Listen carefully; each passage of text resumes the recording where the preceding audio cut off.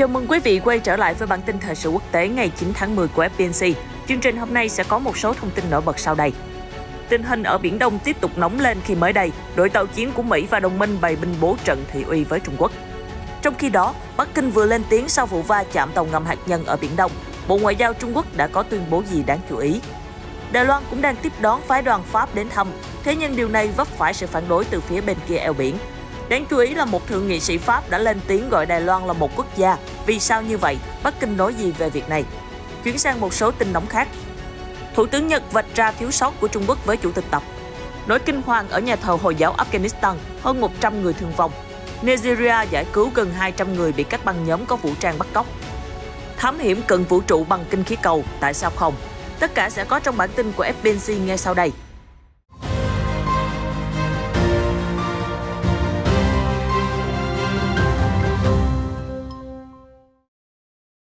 Mở đầu bản tin hôm nay sẽ là thông tin liên quan đến tình hình Biển Đông.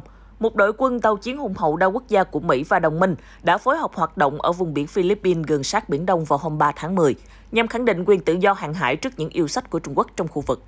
Theo thông báo của Hải quân Mỹ đăng ngày 8 tháng 10, hoạt động quy tụ hơn 15.000 quân nhân, 17 chiến hạm của 6 quốc gia bao gồm Mỹ, Nhật Bản, Anh, Hà Lan, Canada và New Zealand. Trong đó, riêng phía Mỹ đã có 2 tàu sân bay USS Ronald Reagan và USS Carl Vinson cùng một số tàu chiến khác. Nhật Bản triển khai tàu đổ bộ mang theo máy bay trực thăng GS Asahi, tàu khu trục GS Yamagiri và tàu khu trục GS Kirishima. Còn phía Anh có tàu sân bay HMS Queen Elizabeth, tàu khu trục HMS Defender, tàu hộ tống săn ngầm HMS Cairns và một số tàu hỗ trợ, theo tạp chí Quốc phòng Anh cho hay. Ngoài hoạt động của tàu chiến, các chiến đấu cơ cũng có cơ hội xuất kích tăng cường năng lực tác chiến trên không.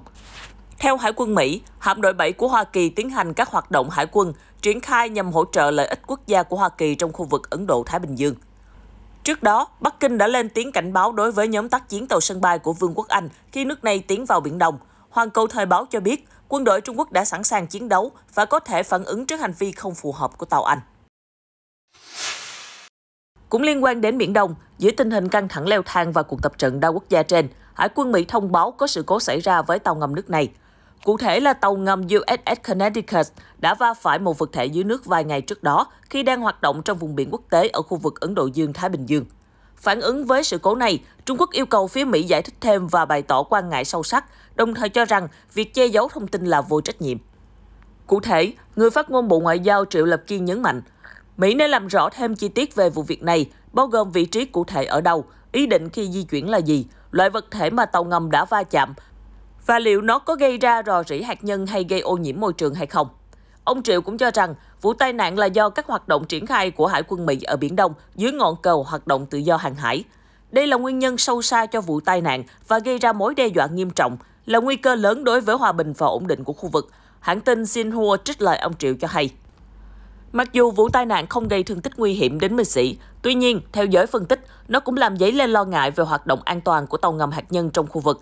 Đặc biệt là mới đây, Mỹ và Anh đồng ý sẽ hỗ trợ Úc sở hữu tàu ngầm chạy bằng năng lượng hạt nhân thông qua liên minh AUKUS, một cộng kim mới do Washington dẫn đầu để đối phó Trung Quốc. Xin được chuyển sang những diễn biến quan trọng khác. Một phái đoàn thượng nghị sĩ Pháp do ông Richard dẫn đầu đang có chuyến thăm Đài Loan từ ngày 4 tháng 10 đến ngày 11 tháng 10, bất chấp sự phản đối liên tục từ Bắc Kinh. Các nghị sĩ ca ngợi sự phát triển kinh tế và mô hình dân chủ của Đài Loan, đồng thời cho biết muốn tăng cường quan hệ của Pháp với hòn đảo. Trong khi đó, một thượng nghị sĩ khác là Oliver Cadic còn chỉ trích các chế độ độc tài làm suy yếu mô hình dân chủ. Ông nói, Đài Loan đang phát triển rất nhanh nhờ vào dân chủ.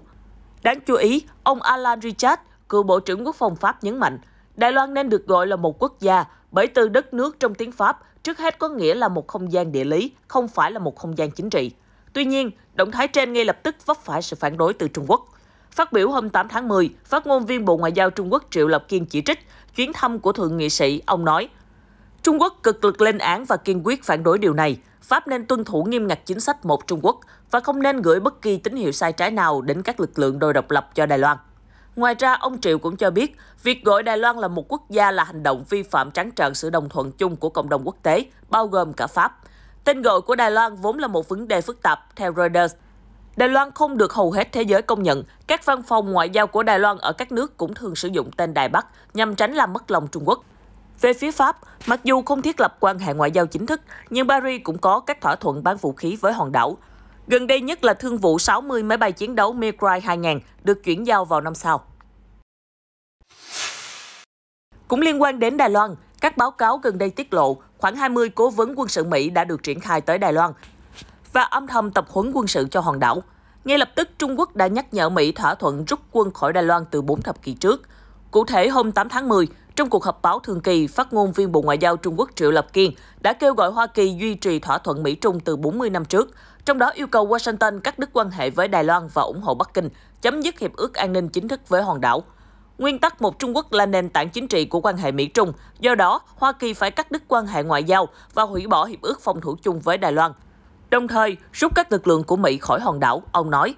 Ông Triệu cũng nhấn mạnh, Washington đã cam kết rõ ràng với Bắc Kinh trong cuộc điện đàm với Chủ tịch Tập Cận Bình. Tổng thống Biden nhấn mạnh rằng họ không có ý định thay đổi nguyên tắc một Trung Quốc. Trước đó, hôm 7 tháng 10, một quan chức quốc phòng Mỹ giấu tên đã xác nhận một báo cáo trước đó của Wall Street Journal rằng các quân nhân Mỹ, bao gồm cả lực lượng đặc biệt, đã ở Đài Loan hơn một năm nay.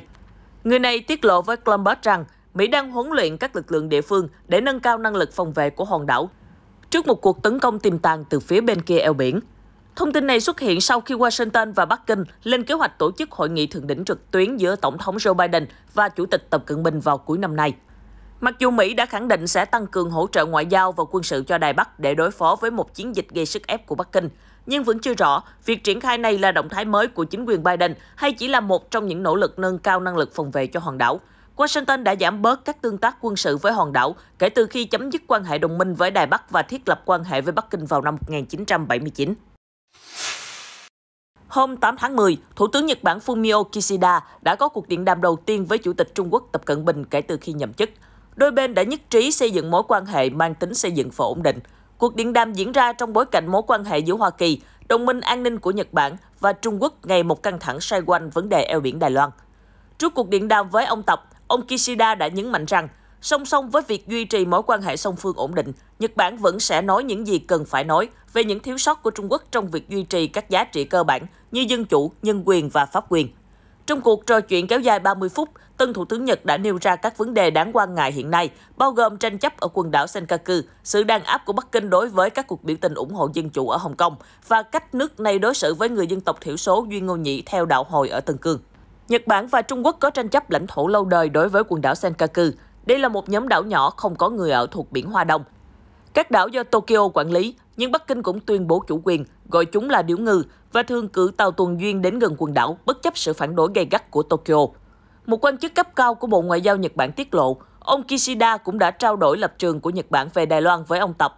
Bất chấp những mâu thuẫn trên, tân Thủ tướng Nhật đã gợi mở, năm tới là kỷ niệm 50 năm bình thường hóa quan hệ Nhật-Trung. Do đó, đôi bên phải tận dụng cơ hội để xây dựng quan hệ mang tính chất xây dựng và ổn định. Nhà lãnh đạo Trung Quốc đồng ý với quan điểm này và khẳng định Trung Quốc sẽ cố gắng thúc đẩy đối thoại và hợp tác với Nhật Bản. Đồng thời, ông cũng hối thúc quốc gia láng giềng tôn trọng sự khác biệt đối với vấn đề nhạy cảm như vấn đề Đài Loan một cách thích hợp. Truyền thông Trung Quốc đưa tin, ông Tập đã gửi lời mời và hoan nghênh Nhật Bản tham gia Thế vận hội mùa đông Bắc Kinh, dự kiến sẽ được tổ chức vào tháng 2 năm sau. Nhật Bản đã đăng cai tổ chức Thế vận hội Tokyo mùa hè này.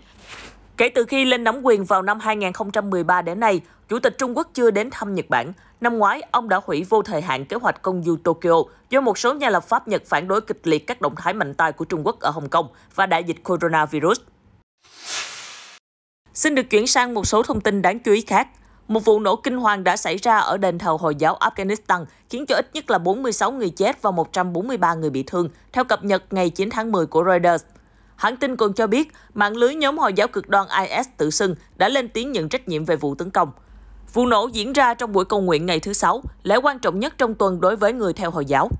Nếu được xác thực, đây sẽ là sự cố gây thương vong cao nhất kể từ khi các lực lượng Mỹ và đồng minh rút hết khỏi Afghanistan vào cuối tháng 8. Kể từ khi Taliban lên nắm quyền kiểm soát, quốc gia Nam Á bị cuốn vào vòng xoáy bạo lực do các tổ chức cực đoan gây ra. Gần đây nhất là vào ngày 3 tháng 10, một vụ nổ khác cũng xảy ra ở nhà thờ Hồi giáo, khiến cho ít nhất là 12 người thiệt mạng và hơn 30 người bị thương. Taliban tuyên bố họ đã nhanh chóng xóa sổ hang ổ của nhóm IS ở thủ đô Kabul sau vụ việc. Có thể thấy, các cuộc tấn công một lần nữa giống lên hồi chuông báo động rằng Taliban còn nhiều thách thức về an ninh phải giải quyết, chưa kể đến là các vấn đề khác như dịch bệnh và khủng hoảng kinh tế.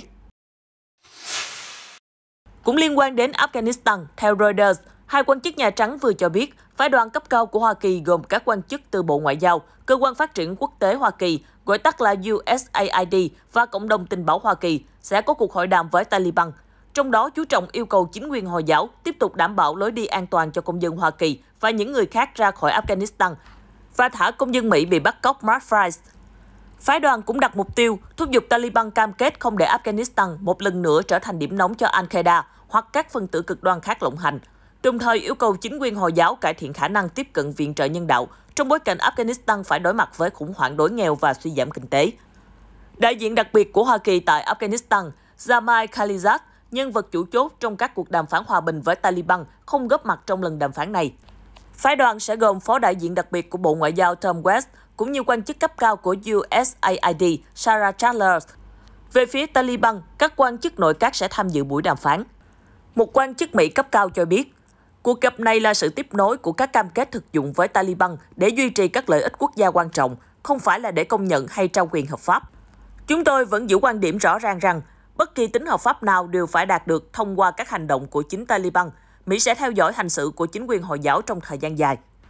Washington và các nước phương Tây khác đang phải vật lộn với những lựa chọn khó khăn khi trước cuộc khủng hoảng nhân đạo nghiêm trọng đang bao trùm khắp Afghanistan. Các bên đang cố gắng liên lạc với Taliban để viện trợ nhân đạo cho người dân, nhưng không công nhận tính hợp pháp của chính quyền này.